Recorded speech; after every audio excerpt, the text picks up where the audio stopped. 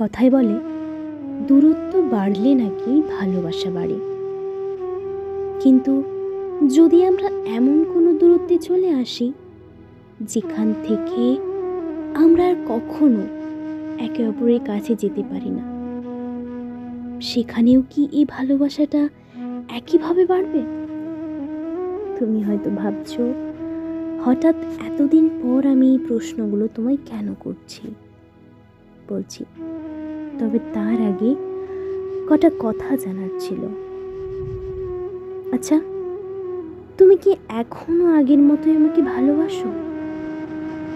তুমি কি এখনো আমার কথা ভাবো?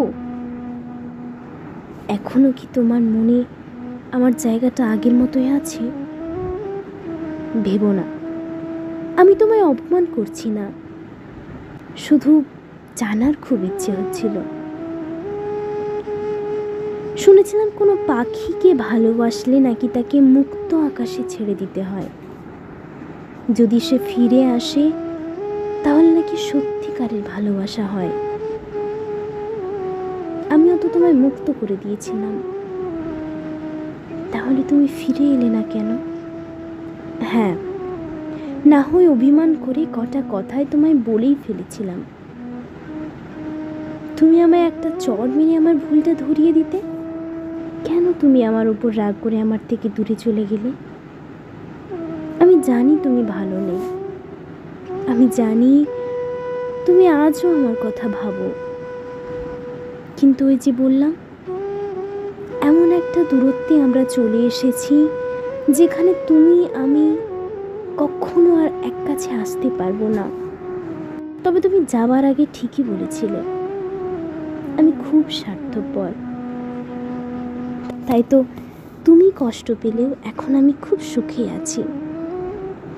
এখন আমি সব সময় তোমার সাথে কথা বলি, ঝগড়া করি, রাগ করি, অভিমান করি, আর সবটা করি আমার মনের ভেতর। জানো, তুমি যাবার পর আমার মনে হচ্ছে তুমি যেন আমার সাথে আরও ওতপ্রোতভাবে জড়িয়ে গেছো। আমরা যেন একটা কোনো শক্ত বাঁধনে বাঁধা পড়ে গেছি, আর এই বন্ধন ছিঁড়ে ফেলার ক্ষমতা আমার নেই। তাই তো বলছি, তুমি ঠিকই বলেছিলে, আমি সত্যিই খুব স্বার্থপর।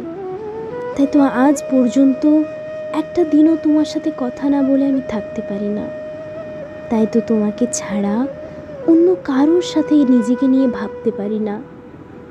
তাই তুমি একটা দিন না দেখতে পেলে আমার ভীষণ কষ্ট হয়, সেটা সত্যি হোক বা আমার মনের মাঝে।